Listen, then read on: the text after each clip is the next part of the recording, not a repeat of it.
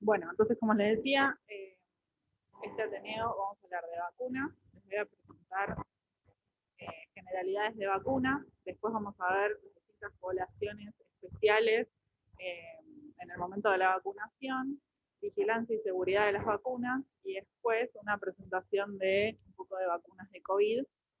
Y como les decía, Nati mañana va a completar este tema. Bueno, para arrancar, les quería contar un poco de la inmunización. Sabemos que es una inmunización activa y pasiva. La activa es la producción de anticuerpos, básicamente, y puede ser natural o artificial. Natural es cuando nos enfrentamos a la enfermedad, y artificial es cuando recibimos una vacuna. La inmunización pasiva es la transferencia de esa inmunidad temporal, que naturalmente es, por ejemplo, en el momento de la lactancia o de la madre al feto, y artificial es, por ejemplo, la administración de inmunoglobulinas. Eh, bueno, el objetivo de la inmunización es que cada organismo adquiera anticuerpos, digamos, frente a una enfermedad, la cual puede prevenir. Me parece importante, yo no me voy a meter tanto en la parte de inmunidad, pero me parece importante destacar estas dos cosas que les voy a mencionar ahora para poder entender la clasificación de vacunas. Y es que tenemos que pensar que la inmunización se da a partir de tres procesos. Una es de la producción de anticuerpos, otra es del proceso de inflamación que se genera a partir de la vacuna, y la citotoxicidad, ¿sí? Todo el funcionamiento de las células del sistema inmune. Entonces, para esto hay dos tipos de antígenos inmunizantes, unos que son T-dependientes, que requieren de estimular las células T, en especial las TH2, para producir los anticuerpos, y otros son los T-independientes, los que no necesitan del estímulo de las células TH2. En general, los antígenos inmunizantes T-dependientes son proteicos, generan inmunidad en menores de 2 años, generan IgG principalmente y dejan memoria inmunológica.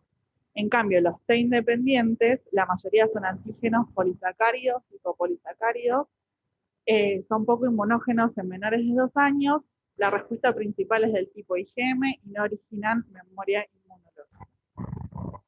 Bueno, yo acá les traje a modo representativo de cómo sería la respuesta inmune a antígenos T dependientes, y principalmente se da la cooperación de las células T con las células B y las células presentadoras de antígenos para la producción de anticuerpos. En cambio, en los T independientes esa cooperación no existe. Tenemos que destacar que, o sea, al no generarse memoria, tampoco hay una respuesta secundaria de anticuerpos frente a una dosis de refuerzo, ¿sí? Entonces, lo que muchas veces se hace cuando tenemos antígenos T independientes es conjugarlos con transportadores proteicos para que se comporten como antígenos dependientes, ¿sí? Y, por ejemplo, un ejemplo de esa situación es digamos, una partícula proteica que se utiliza es el toxoide tetánico o diptérico, por ejemplo. Entonces, así lo que transformamos es el antígeno T independiente en uno dependiente, el cual va a generar memoria y va a generar, o sea, son útiles las dosis de refuerzo en vacunas. Y acá les traje como un ejemplo de respuesta frente a vacunas con virus vivos atenuados, que me pareció como interesante contarles que la primera respuesta que se da es el aumento de interferón. ¿Esto qué es lo que hace? Es que al aumentar el interferón, lo que, digamos, es una forma de protegerse el organismo para no generar la enfermedad frente a este virus atenuado de la vacuna. Es importante que si nos vamos a dar más de una vacuna a base de virus atenuados, sean las dos en el mismo momento, y si nos tenemos que dar las dos y no fueron dadas en el mismo momento, que se espere un lapso de 30 días. Es lo mismo si nos queremos dar, si nos dimos una vacuna de virus atenuado y nos necesitamos dar una de bacterias. Necesitamos que pase el lapso de 30 días, porque si no, se bloquea la respuesta inmune que genera o sea, la respuesta de protección que genera ese interferón. Por eso hay que tenerlo en cuenta, que hay vacunas que se pueden dar juntas y hay vacunas que hay que esperar un tiempo para poder dárselas. Bueno, en el caso en general, de las vacunas, tenemos respuestas primarias y respuestas secundarias. Las respuestas primarias siempre van a producir anticuerpos, pero van a ser mucho más leves que una respuesta secundaria, que son más intensas y más duraderas. Las respuestas primarias de anticuerpos tienen como 4 fases. La primera fase es de latencia, que dura entre 5 y 10 días. Esta fase lo que se hace es, digamos, se presenta el antígeno tanto a los linfocitos, a los linfocitos T, y se hace la cooperación TB. ¿Sí? Entonces acá es donde el antígeno se presenta, proliferan las células y se diferencian para después generar anticuerpos. En la fase exponencial es la fase que continúa y es donde se producen los anticuerpos. Después hay una fase de estabilidad, donde no hay más producción de anticuerpos, pero estos quedan en circulación. Y, o sea, hay un equilibrio entre los que se empiezan a degradar y la poca producción que queda. Y la fase de declinación, que es donde hay una depuración de los anticuerpos y también del antígeno, ¿no? Que se dio al momento de la vacuna. Entonces, aproximadamente al día 21 se da la segunda dosis, que eso va a generar la respuesta secundaria, que sí va a ser mucho más intensa y duradera, como les decía. Hay vacunas que generan anticuerpos que van a quedar de por vida en circulación.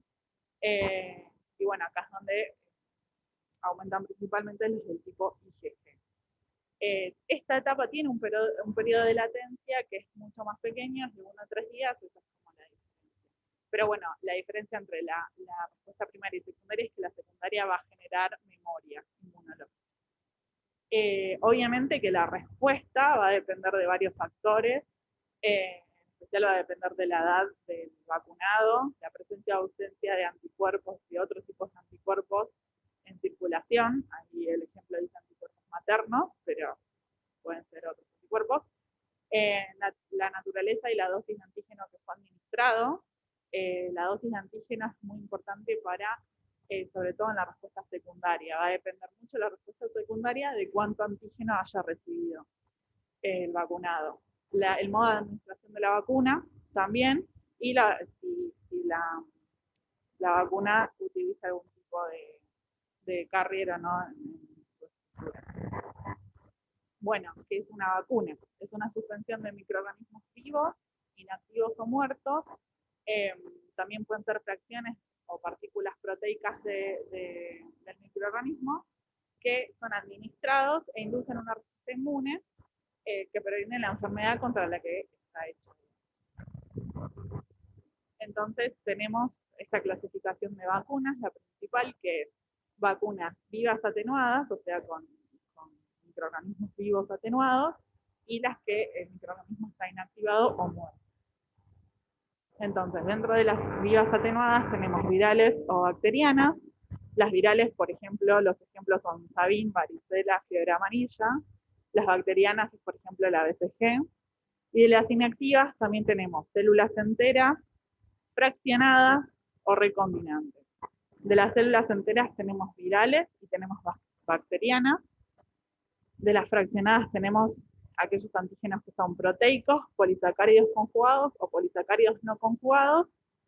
Y tenemos ejemplos virales, por ejemplo, es la SALC, la de la rabia, la de la gripe y la hepatitis A. La bacteriana tenemos la meningocócica, la del cólera, la doble viral. Y después tenemos de las fraccionadas, digamos, la Haemophilus influenza de tipo B, la neumocócica, y de recombinantes, por ejemplo, es la de hepatitis B y el HPV. Bueno, las vacunas vivas atenuadas se producen a partir de modificaciones que se les hace al virus o a la bacteria que producen la enfermedad. El antígeno en general se atenúa en cultivos repetidos. Son efectivas con una sola dosis, excepto si se administran de forma oral. Mantienen el nivel inmunitario, sí, son bastante buenas, y las reinfecciones naturales, o las que sí, las posteriores, o sea, este mantenimiento de anticuerpos, a eso me quiero referir, se puede hacer a través de reinfecciones naturales o por la administración de dosis de recuerdo, ¿sí? Digamos, lo que quiero llegar es que no son obligatorias las segundas dosis. No requieren adyuvantes, por ejemplo, la interferencia por anticuerpos circulantes de cualquier fuente, ya sean por transfusiones, anticuerpos maternos, va a generar una falla en la vacuna posiblemente, y son bastante susceptibles a la luz o el calor. Las vacunas muertas, o sea, con microorganismos muertos inactivados, se obtienen inactivando al antígeno por métodos físicos, como puede ser el calor, o métodos químicos que pueden ser, bueno, a través de virus o bacterias, antígenos secretados o obtención de fracciones inmunizantes virales o de bacterias. Inducen una respuesta inmune de menor intensidad y duración, por eso van a necesitar una segunda dosis. Son respuestas fundamentalmente del tipo humoral, tienden a ser mucho más estables. La primera dosis no produce anticuerpos protectores, como les dije, van a necesitar una segunda dosis. Por lo general se administran por vías parenteral. Estas vacunas no pueden causar enfermedad, por eso sirven, por ejemplo, para embarazadas o personas inmunocomprometidas. Después lo vamos a ver mejor, pero son las que más se usan para poblaciones eh, inmunológicamente afectadas, digamos. La respuesta a la vacuna no se afecta con la presencia de anticuerpos circulantes y en general requieren de adyuvantes. Ahora vamos a ver qué tipos de adyuvantes hay y cuál es su función. Bueno, acá les puse una tablita con las diferencias, pero es lo mismo que hablamos recién.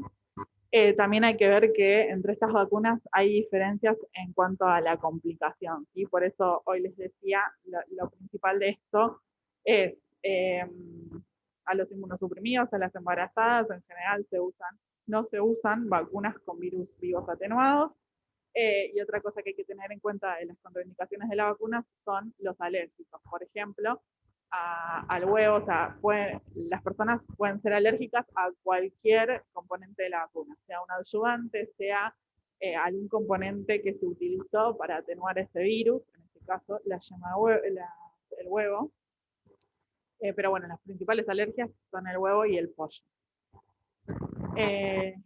Bueno, también les quiero mencionar esto, les dije que hay vacunas de polisacáridos conjugados, que eran las vacunas atenuadas, las de virus muertos, perdón, fraccionadas, que son aquellas en las cuales un polisacárido es unido químicamente a la proteína, tienen mayor potencia, es lo que hablábamos al principio que les decía de los antígenos C independientes, y las vacunas recombinantes, en general el antígeno es proteico, y se utilizó ingeniería genética porque se utiliza algún plásmido o microorganismos para llevar a cabo la producción de la vacuna, por eso se denominan recombinantes. Bueno, acá les dije unas tablas que hay unas guías donde está definida la vacuna, qué tipo de vacuna es, dónde se tiene que administrar para que digamos, su función sea la correcta y las contraindicaciones que puede tener. Bueno, los componentes de la vacuna son varios. El principal es el líquido de suspensión, o sea, va a ser el vehículo principalmente. Puede ser tan simple como agua destilada o solución salina, a medios más complejos que necesite el antígeno biológico para producir la inmunización. Después están los componentes que se denominan preservativos, estabilizantes y antibióticos. En general son sustancias como timidosal o antibióticos específicos que se necesitan para la preparación previa al antígeno o en la misma vacuna para que no se desarrollen, digamos, microorganismos que no queremos en la vacuna. Y a su vez muchos se utilizan para estabilizar el antígeno propio. Y después tenemos los adyuvantes. Los adyuvantes son compuestos, por ejemplo, compuestos de aluminio, alumbre o calcio. Este es el nuevo adyuvante de la vacuna contra el HPV. Y lo que hace en sí un adyuvante es presentar por más tiempo el antígeno al sistema inmune. O sea, lo que hace es retardar la absorción del antígeno y este va a quedar más expuesto al sistema inmune y eso es lo que va a ayudar principalmente a las vacunas con virus inactivado, ¿sí? Por eso necesitan de adyuvantes. Eh, bueno, sabemos que las vacunas, para que sean aprobadas y todo, necesitan cumplir 5 características fundamentales. Una es la seguridad, el grado de seguridad exigido de una vacuna. O sea, la seguridad nos habla de los efectos adversos que puede tener la vacuna. Efectos adversos va a haber siempre. El tema es asegurarnos de que sean los mínimos. Eh, Inmunogenicidad es la capacidad del agente infeccioso vacunal, digamos, eh, para inducir la respuesta específica en el organismo que va a ser inyectado. Después tenemos la eficacia, que la eficacia de una vacuna es el resultado de los beneficios que proporciona esta a la salud de cada individuo. Eh, la eficacia va a estar relacionada en función a la inmunogenicidad que genera. La efectividad se considera efectiva a una vacuna cuando los resultados o beneficios que, digamos, con el objetivo de que la vacuna está hecha, se cumplan, digamos. Eh, la efectividad también depende de factores como la aceptación y la accesibilidad de la población a la vacuna. ¿Sí? Frente a la efectividad se va a evaluar la función en sí de la vacuna propia, más o sea, el sistema que se generó para que esa vacuna se aplique a una población, si esto fue positivo o fue negativo. Desde cómo administrarla, cómo conservarla, cómo manipularla, de que le llegue a toda la población, todo eso se evalúa cuando se habla de efectividad. Y eficiencia, la eficiencia se efectúa comparando los beneficios de la salud, digamos, que se generan en la población a partir de la vacuna, eh, digamos, en la situación real, eh, digamos, en relación entre la efectividad vacunal y los recursos movilizados para el desarrollo del programa. ¿Sí? Eh, la eficiencia también va a estar influenciada por los recursos que tenga cada país en aplicar esa vacuna.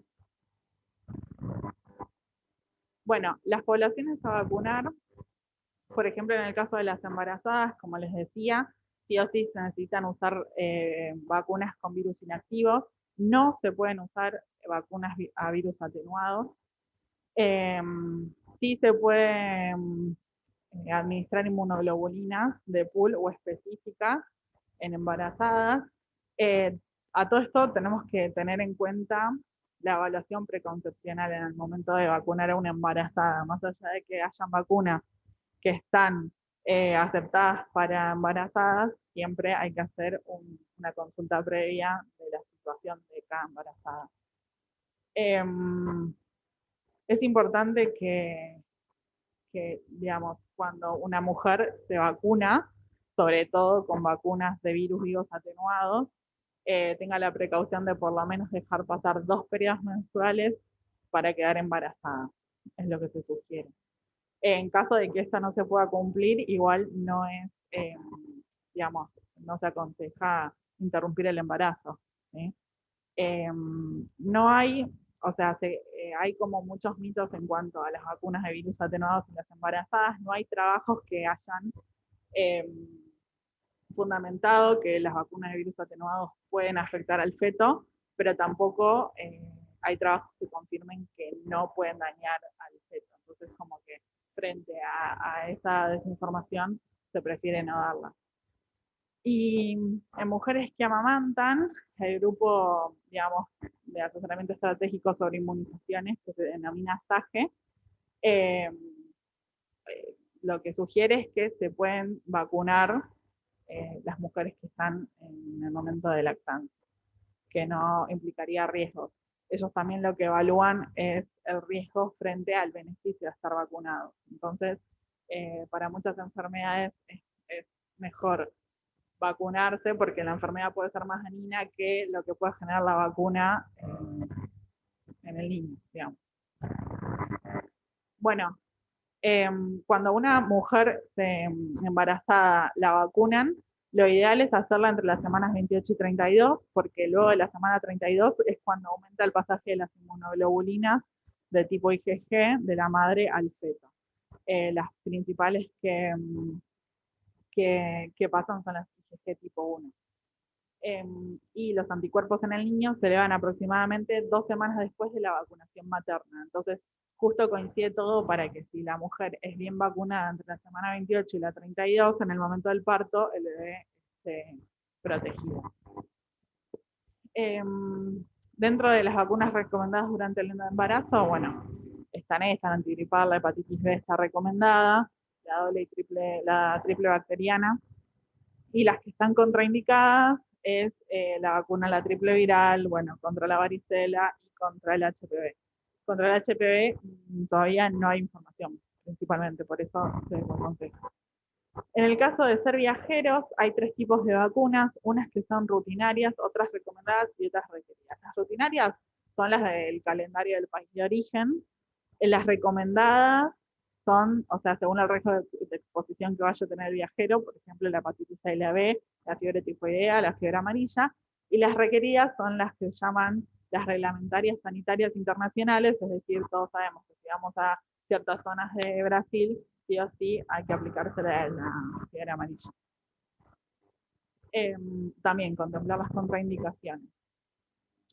Por ejemplo, en el caso de la fiebre amarilla, hay bastantes contraindicaciones, sobre todo en pequeños menores de 6 meses de vida, en el embarazo, en pacientes con VIH, bueno, en pacientes que tienen miastenia gravis, síndrome de George y otras personas inmunosuprimidas, trasplantadas o con enfermedades reumatológicas y pacientes con esclerosis múltiple. Para estas personas está totalmente contraindicada. Bueno, en el caso de los adultos mayores, ¿por qué hay que vacunarlos? Principalmente porque son los que más comorbilidades tienen, su sistema inmune está disminuido. Eh, Ustedes saben que con la edad el sistema inmune envejece, pero también las personas estuvieron más expuestas a lo largo de su vida a distintos antígenos naturalmente, entonces eso puede ser que los favorezca. Pero bueno, eh, más que nada es por su deterioro orgánico y por la disminución del sistema inmune. Bueno, con esto, o sea, al vacunar a los adultos mayores también, más allá de generarles una mejor calidad de vida a ellos, lo que se logra es bajar los costos de salud que implica el hospitalizar a los adultos mayores, entre otras. Bueno, cuando hablamos de que tienen un sistema inmune disminuido, hablamos de lo que se llama una inmunosenescencia, ¿sí? Que la inmunosenescencia es esto, la disminución del sistema inmune a causa de una regulación en la función inmune, el envejecimiento celular, es más lenta la producción de anticuerpos, bueno, eh, hay un montón de detalles del sistema inmune que disminuyen. Bueno, las vacunas para los mayores de 65, la doble adultos, la tripla celular, las de influenza, todos sabemos que están bien indicadas, y bueno, y hay varias. El personal de salud tiene doble beneficio el hecho de vacunarlos. Una es para protección de cada personal y la otra función es que si el personal de salud está protegido, eso le da una mayor seguridad a los pacientes, sobre todo pacientes inmunosuprimidos o que su sistema inmune puede estar afectado por la patología que están cursando en ese momento. Bueno, estas son todas las vacunas que están recomendadas para el personal de salud exclusivamente.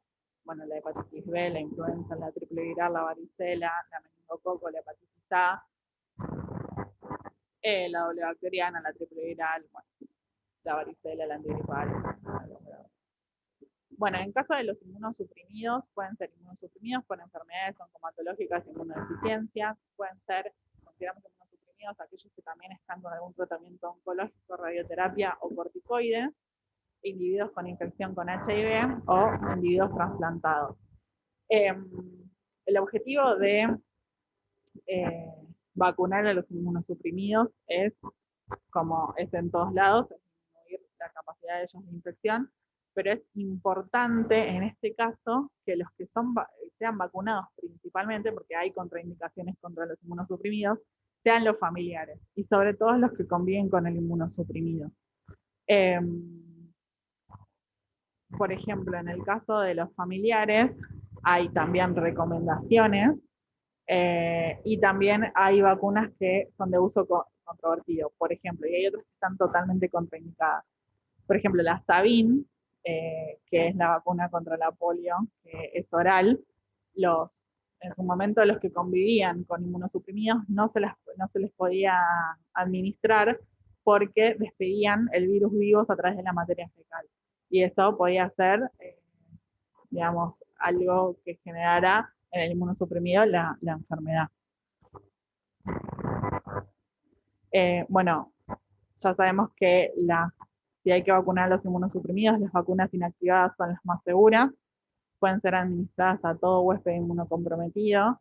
Estas vacunas son las que se sugieren porque son las que menos probabilidad de generar la enfermedad asociada a la vacuna, digamos, están hechas para eso. La respuesta puede ser subóptima, eso también hay que tenerlo en cuenta, si bien hay ciertas vacunas recomendadas para inmunosuprimidos, hay que considerar que según cómo esté el inmunosuprimido, esa respuesta va a ser subóptima y pueden administrarse simultáneamente otras vacunas, siempre y cuando sean vacunas inactivadas. Y las vacunas de microorganismos vivos y atenuados no deben ser recibidas bajo ningún concepto porque tienen un porcentaje de riesgo de enfermedad asociada a vacunas. Bueno, acá nada, les dejé escritos cuáles serían las vacunas, los inmunosuprimidos a través del trasplante, digamos, los inmunosuprimidos por trasplantes, constan con lo mismo que les dije antes. La única salida que quiero hacer es que un trasplantado sabe más o menos cuándo va a ser trasplantado en el mejor de los casos, entonces lo ideal es, si no tiene completo el calendario de vacunación, iniciarlo antes.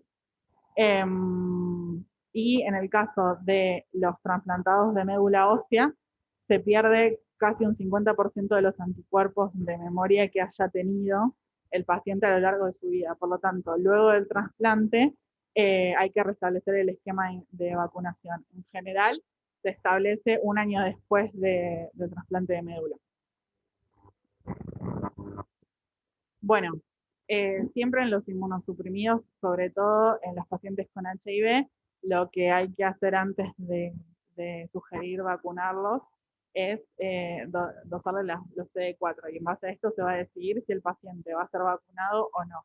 También hay vacunas recomendadas y vacunas que están contraindicadas, pero si el paciente ya estuvo con retrovirales y es un paciente que está estable en su enfermedad, se lo vacuna como si una persona no inmunosuprimida.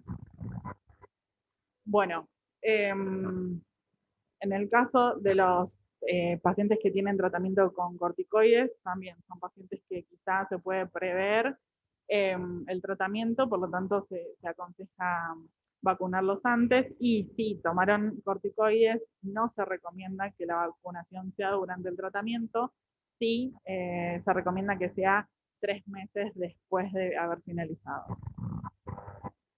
Bueno, en el caso de bebés y niños, sabemos que la edad es un factor importante frente a cómo el sistema inmune va a reaccionar frente a la vacunación. Entonces tenemos que tener en cuenta que tenemos bastantes puntos a considerar. Primero, que es en el caso de los lactantes, tienen una adecuada respuesta inmunitaria a partir de las 6 semanas de vida frente a antígenos proteicos y polisacáridos.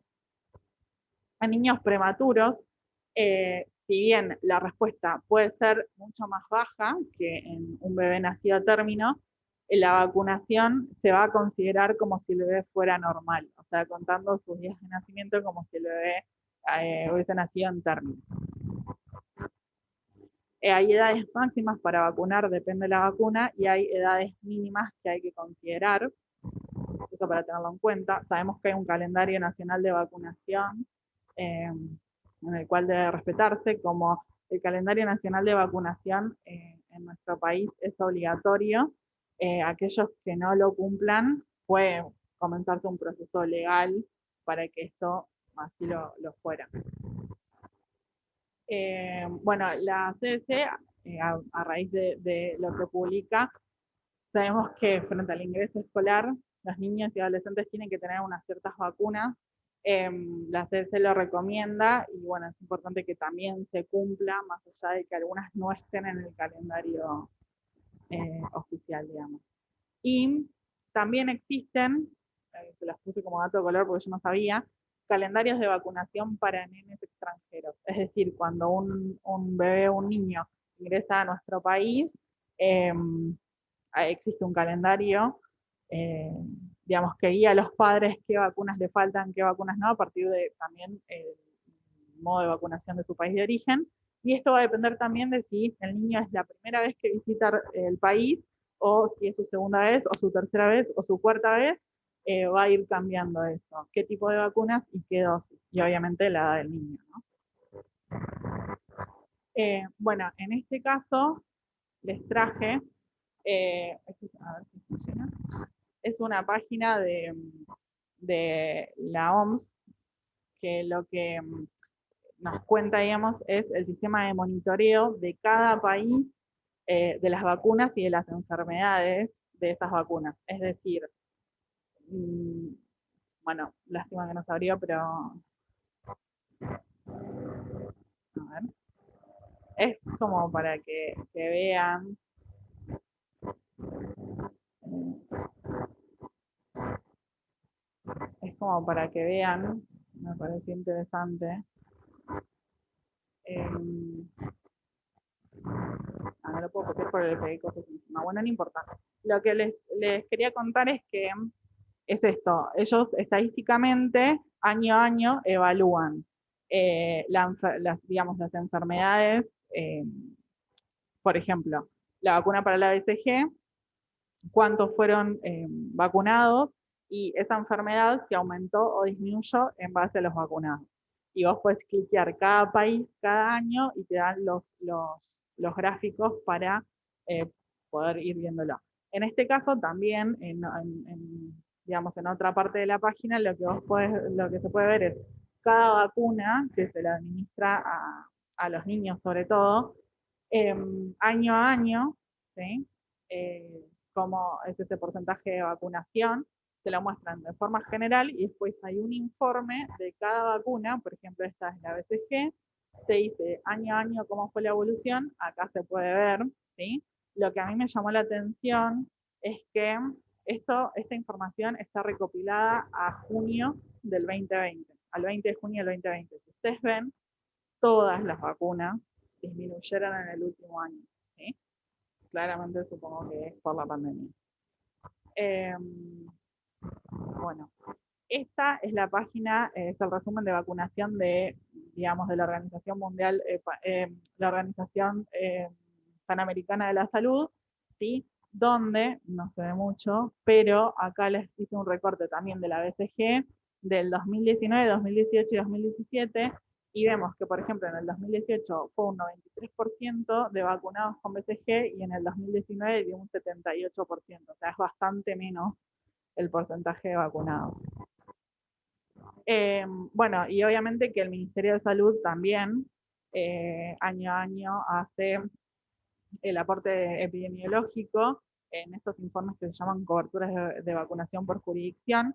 Yo les traje un ejemplo, el de la BCG, porque obviamente que en estos informes están tanto las vacunas para los niños y para los adultos también, por ejemplo, está el mismo gráfico para la antiviral en adultos.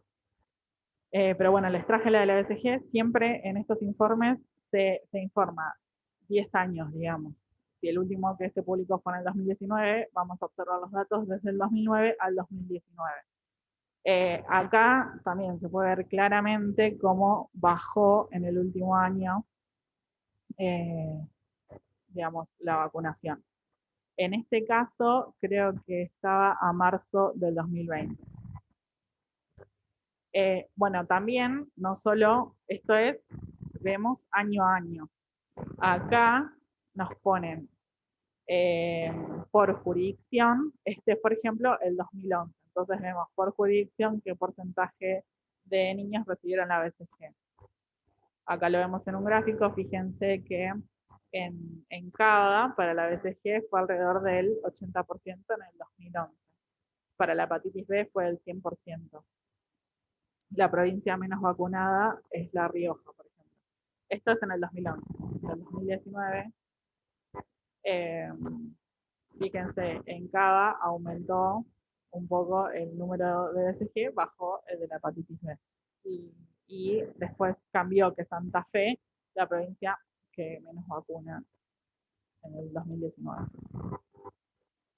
Bueno, les quiero contar un poco de la seguridad y vigilancia de las vacunas. Tenemos que tener en cuenta que lo vimos sobre todo en la pandemia, que la desinformación y los rumores suelen vender mucho más que la información concreta. Esto fue así siempre, de hecho se hacen estos gráficos donde podemos ver, fíjense que este gráfico es de 1998, o sea, desde hace más de 20 años que viene sucediendo lo mismo. ¿Qué pasa? Aparece una enfermedad, se crea una vacuna, se empieza a vacunar, como digamos, la gente también se empieza a despreocupar porque está vacunada, la enfermedad vuelve a aumentar, ¿sí? Y se empieza esto, a aumentar nuevamente la enfermedad, la gente vuelve a empezar a descreer de la vacuna, surge el brote, y frente al brote vuelve a tomar confianza la vacunación, y frente a la vacunación, si todo va bien, llega un momento que la enfermedad cae y se genera la erradicación, ¿sí? Fíjense que siempre hay efectos adversos, pero son los mínimos. El tema es cuánto la gente confía en esa vacuna y cómo es la evolución de la enfermedad frente a la vacunación. Que encima es algo que depende de muchas cosas la cobertura de vacunación, entonces es como muy subjetivo. Sabemos que hay verdades y mitos sobre las vacunas. Las verdades son que, como les decía, que tienen efectos adversos que son los mínimos. Obviamente que esa persona que sufrió la anafilaxia o el síndrome de Barré, para esa persona es el 100%, pero bueno, son los menos la realidad.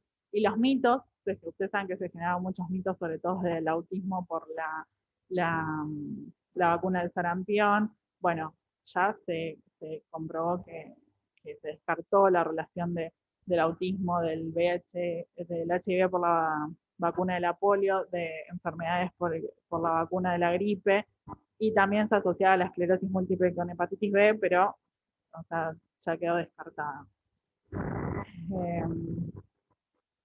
Bueno, como sabemos, la vacuna es un fármaco, necesita generar un equilibrio entre el riesgo y el beneficio.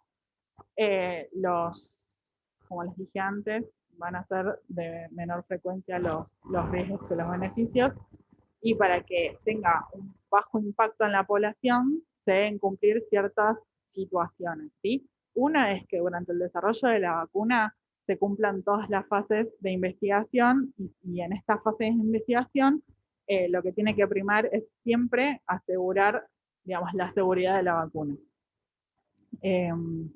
También, digamos, al momento de decidir la incorporación al calendario nacional de vacunación, evaluar todos los aspectos de la vacuna, principalmente el de la seguridad, y una vez instrumentada la aplicación de la vacuna, que el sistema de vigilancia de esa vacuna sea eficiente, porque ahora vamos a ver que la última etapa, la fase 4 de la vacuna, es observacional, es decir, una vez que la vacuna se aplicó, es ver qué es lo que pasa en la población. Bueno, quería destacarles de acá, sabemos que la fase de investigación de vacunas son 4. En todas las fases se evalúa la seguridad. En la fase 1 se evalúa sobre todo la tolerabilidad. En general son grupos reducidos, un N menor de 50, son grupos abiertos no randomizados. En la fase 2 lo que se evalúa, además de la seguridad, es la inmunogenicidad. Son grupos más amplios, de 100 a 500 en un doble ciego. En la fase 3, lo que se evalúa principalmente es la eficacia. Digamos, el número ya es más amplio, de 1000 a 100.000, también es un doble ciego. Y como les decía, en la fase 4 ya es cuando la vacuna fue aprobada para el uso en la población y se sigue evaluando la seguridad, se evalúa principalmente la efectividad, que como hablábamos antes es los beneficios de la vacuna en la población, pero también cómo esa vacuna es aplicada, es llevado, digamos, todo el proceso vacunacional es llevado a cabo. Y digamos, esto es observacional. Bueno, la incorporación al calendario de las vacunas, ¿quiénes lo hacen? O sea, ¿quiénes deciden qué vacunas van al calendario? Bueno, obviamente es un grupo de profesionales. En Argentina lo compone la Comisión Nacional de Inmunización, que se denomina CONAIN. El objetivo es formular recomendaciones a los ministerios de salud en temas vinculados a la inmunización y en especial a la vacuna que se quiere incorporar, y qué se considera a la hora de incorporar la vacuna. Bueno, se evalúa, digamos, qué costo y beneficio tiene la vacunación frente a la enfermedad. Para eso se va a evaluar la carga de la enfermedad, la eficacia y calidad y seguridad de la vacuna, que eso nos lo determina la fase 1, fase 2 y fase 3, la comparación con otras intervenciones frente a esa enfermedad y costo-efectividad de la vacuna. Obviamente que todo va a depender de la política aplicada y la salud pública que se ponga en juego. Y como les dije, el tercer punto es el sistema de vigilancias de vacunas. En Argentina se denomina ESAVI. Forma parte del CISA, el ESAVI, y consiste en notificaciones pasivas. En supuesto, digamos, lo que hay que informar son eventos que supuestamente están atribuidos a vacunas o inmunizaciones. Digo supuestamente porque después va a haber un grupo que va a definir si realmente ese evento que se informó está relacionado a las vacunas o no, o fue coincidencia. Bueno, cualquiera puede informar en este sistema de SAVI, y, digamos, cualquier ocurrencia que suceda post vacunación se puede notificar. La Organización Mundial de la Salud clasifica los SAVI, que son estos eventos, en coincidentes, o sea, que definitivamente no están relacionados con la vacuna, fueron causados por otra patología, relacionados, o sea que están relacionados con la vacuna, errores de inmunización, aquellos causados por la manipulación o la administración inapropiada de la vacuna. Por ejemplo, una vacuna se le dio a una mujer embarazada que no estaba indicada. Eso puede ser un error de inmunización. Ansiedad por inmunización, o sea, son enfermedades o síntomas que se pueden dar a partir de la ansiedad que les genera al paciente haberse vacunado. Defecto en la calidad de la vacuna, esto está relacionado a, digamos, todo lo que implica el manipuleo de la vacuna desde que se produce hasta que se aplica. Y no concluyentes son los que no tienen evidencia ni que fueron asociados a vacunas ni que son de otra etiología. Bueno, el sistema de vigilancias, digamos, para relacionarlos y que definitivamente sea un ESAVI, tiene que tener una relación temporal con la vacunación, una plausibilidad biológica, una fuerza de asociación, una especificidad y consistencia con el hecho de la vacuna. Bueno, digamos, el hecho de que esté asociado con la vacuna puede ser porque tanto lo genera el agente inmunizante como los adyuvantes, los antibióticos o incluso hasta la forma y el dispositivo de administración de la vacuna. Con cualquier duda que se tenga de esos, se puede informar. Y para la clasificación del evento necesitamos definir correctamente el cuadro clínico que motiva la notificación, los análisis de la historia clínica, los antecedentes personales del paciente, resultados de estudios complementarios, tanto de laboratorios como de imagen, y descartarse otras causas potenciales a ese evento notificado. Una vez que se comprobó todo eso y se estudió el caso, en el ESAVI se clasifican según la gravedad los eventos. Se pueden clasificar en leves, son aquellos que tienen signos y síntomas fácilmente tolerados, que fueron cortos y no tuvieron otra implicancia en la vida del paciente. Moderado, sin amenazar la vida del paciente, interfiere con las actividades habituales. Grave, amenaza la vida del paciente. Y letal, bueno, el paciente falleció a causa de esto. Bueno, acá les trajo unos gráficos que se pueden sacar desde el SABI. Este es, por ejemplo, desde el 2009 al 2016. Acá este sería el número de notificaciones. El rojo creo que eran las notificaciones graves. No, el verde son las graves y el rojo, no lleva relacionadas. Bueno, a lo que les quería detallar de esto es, fíjense que lo que comentaban es que el sistema funciona porque a cada año fue aumentando tanto el número de notificaciones, digamos, como también su uso en usar esta información para evaluar cómo es la seguridad de esa vacuna, cómo se está aplicando en la población. Se considera también que es un sistema digamos, que subinforma. ¿Por qué? Porque no todos sabemos que tenemos acceso a este sistema. Si bien cualquiera puede informar, no todos saben de eso. Y muchas veces también, como los síntomas son leves, eh, no se tienen en cuenta y no se informan, pero deberían informar. Esto es por vacuna, o sea, los casos reportados por vacuna. El que más tiene es la de la quíntuple. Y bueno, acá es el porcentaje de los que informaron, por ejemplo, esto es un estudio donde se analizaron 800 eventos. El 38% son leves, el 13% graves, el 30% son errores programáticos, el 3% ansiedad por vacunación, el 5% coincidentes, el 1% no concluyentes y el 10% son casos que están en estudio. Bueno, como les dije, se entra a través del CISA. Y bueno, ahora vamos a ver todo esto que les comenté aplicados a las vacunas contra el COVID. Bueno, hay un montón de fundamentos de vacunas contra el COVID que comenzaron ya hace un tiempo, desde el año pasado, ¿sí? Yo me focalicé en las 4 que llegaron a algún punto, digamos, que llegaron a buen puerto, podríamos decir.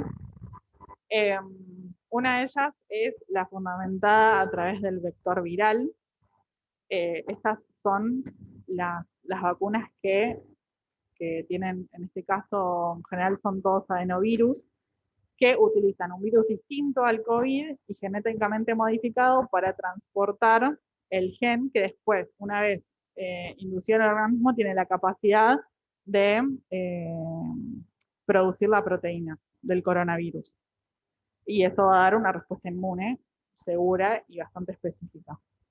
En nuestro país, en fase 3, este tipo de vacunas es la de Johnson Johnson, la que se estudió acá. Y por ejemplo, esta vacuna, ya el fundamento de esta vacuna ya se había, digamos, hecho en otra vacuna antes. Y por ejemplo, uno de los ejemplos es la vacuna contra el ébola y las vacunas de terapia génica. Y de las vacunas del COVID, las 3 que tienen este fundamento de utilizar otro virus distinto del COVID que tiene un gen capaz de, una vez el paciente ser vacunado, generar esa proteína, son las de Johnson Johnson, la de Oxford, que sería la AstraZeneca, y la Sputnik 5. ¿Sí? Bueno, acá vemos, si bien el fundamento es distinto, se están evaluando que tienen distinta eficacia. Y, bueno, por ejemplo, la de Johnson Johnson es una dosis, la forma de refrigeración es distinta, que ya conocemos de la Sputnik y que ya conocemos de la Oxford. Tanto la Oxford como la Sputnik necesitan 2 dosis. Después, el otro fundamento de otros tipos de vacunas que están en circulación hoy en día son las de virus inactivado o atenuado, ¿sí? Utilizan un coronavirus previamente inactivado o atenuado, de modo que no va a provocar la enfermedad, pero sí va a ser capaz de generar inmunidad. En Argentina, en fase 3, acá digamos, se utilizó la Sinopharm, y ejemplos de vacunas previas que utilizan este fundamento es la Salk, la de la hepatitis A, la de la varicela y la triple viral. Y de las vacunas que hoy en día conocemos del COVID, la Sinopharm y la Sinovac, las dos chinas, son las que usan este fundamento de virus inactivado. La eficacia, perdón, es bastante distinta entre las dos, pero bueno, las dosis y la refrigeración son similares. De hecho, son similares a las anteriores. El tercer fundamento es las vacunas que, digamos que estas son pioneras, esta tecnología no se había aplicado antes. Lo que utilizan es ARN o ADN genéticamente modificado para generar la proteína una vez que la vacuna es introducida en el organismo. En este caso, digamos, la de Pfizer es la de la fase 3 en Argentina, y como les dije, es bastante novedoso el fundamento de esta vacuna. La Moderna y la de Pfizer son las dos que utilizan ARN mensajero, pero se ve que tienen buena eficacia. Vemos que las condiciones de refrigeración no son las ideales para un país en vías de desarrollo desarrollado. Y las dosis son las mismas, también se necesitan de 2 dosis. Y el cuarto fundamento que surgió de estas vacunas son las vacunas basadas en proteínas, o sea, solo, digamos, lo que se utilizan son fragmentos inocuos de proteínas o fragmentos del microorganismo, en este caso del COVID, y que se supone que genera una respuesta inmunitaria específica también. En Argentina no hubo ninguna vacuna que se haya estudiado con este fundamento. Sí hay vacunas que ya utilizan este fundamento, como la vacuna contra el HPV. Bueno, y la vacuna, la Novavax, que es la de Estados Unidos, tiene este fundamento. Bueno, estos datos son de ayer a las 6 de la tarde. Los datos es un panel que se llama, creo es, bueno, ahora no me voy a acordar, pero lo puede entrar cualquiera y lo puede ver. Son todas las dosis que se dieron, tanto de la primera como de la segunda, los totales de vacunados. Ya llegamos a los 5 millones de dosis distribuidas y 3 millones y medio de vacunados. Esto es un gráfico que lo que nos muestra es digamos, la evolución de las dosis a lo largo de los días. Bueno, estos son, digamos, cuántos personal de salud fue vacunado, cuántas personas de 18 a 60 años fue vacunados. Bueno, la mayor cantidad es personas de 60 años o más y personal de salud. Después, personal estratégico son los de las fuerzas de seguridad, los docentes, etc. Y después nos muestra también cuántos hombres fueron vacunados y cuántas mujeres fueron vacunadas. 2.300.000 mujeres y hombres 1.300.000 y otros 7.514. Bueno, en cuanto al ESAVI y el COVID-19, esta notificación es hasta las 6 de la mañana del 3 de marzo, donde hubo 23.642 notificaciones en el ESAVI y el total de vacunados era de 1.181.292 dosis. Lo que reportaron fueron las 24 jurisdicciones del país. El 99,4% fueron eventos leves a moderados y el 0,60%, que serían 143 eventos en total, fueron hospitalizados para tratamientos sintomáticos, pero todos se recuperaron. Bueno, yo les traje acá frente a 951.722 dosis de Sputnik que hasta el momento se habían dado, detallan cada situación. A ver si puedo. Vamos a agrandar.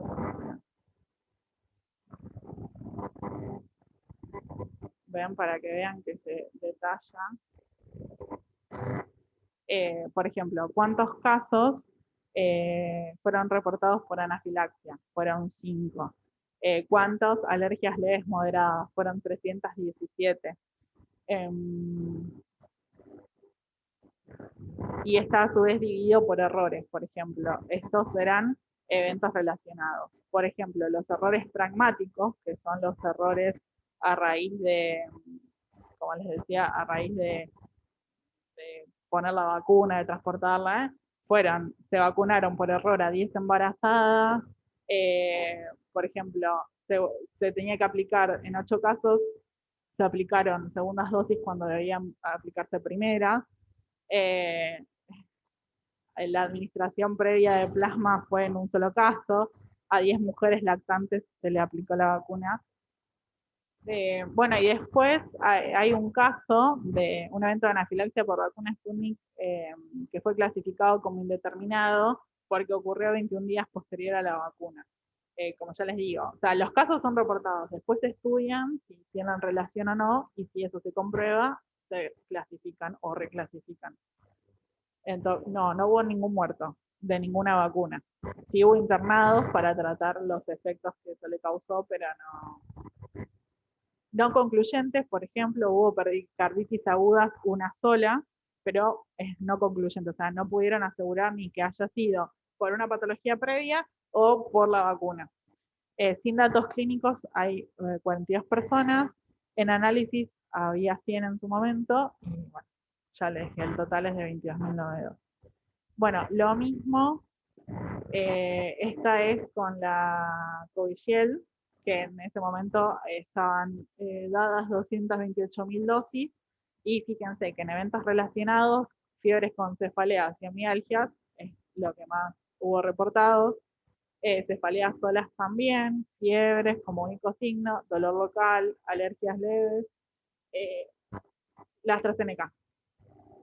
Eh, Ansiedad por la vacunación, que esto también me genera como difícil de determinar, ¿no? Pero bueno, lipotimia, síndrome vasovagal, sobre todo describían el síndrome vasovagal como algo concluyente de la ansiedad por vacunación, y bueno, en este caso eran 5 personas, eventos no relacionados, eh, por ejemplo, COVID positivos, uno solo, y después también hay con la Sinopharm, que en este momento solamente había 905 vacunados, eh, o sea, se notificó un solo evento, en este momento, o sea, cuando había, ponele, 1.000 personas, hay un solo evento que el error había sido que se aplicó a una persona mayor de 59 años, que no tuvo complicaciones. Supongo que ahora debe haber más informados, pero hasta el momento no. Claro, bueno, ¿ves? Esto es un claro ejemplo de que ahora ya no hubiese hecho un error, tal cual. Bueno, esta es la bibliografía que les puse más importante, porque hay un millón. Y bueno, muchas gracias.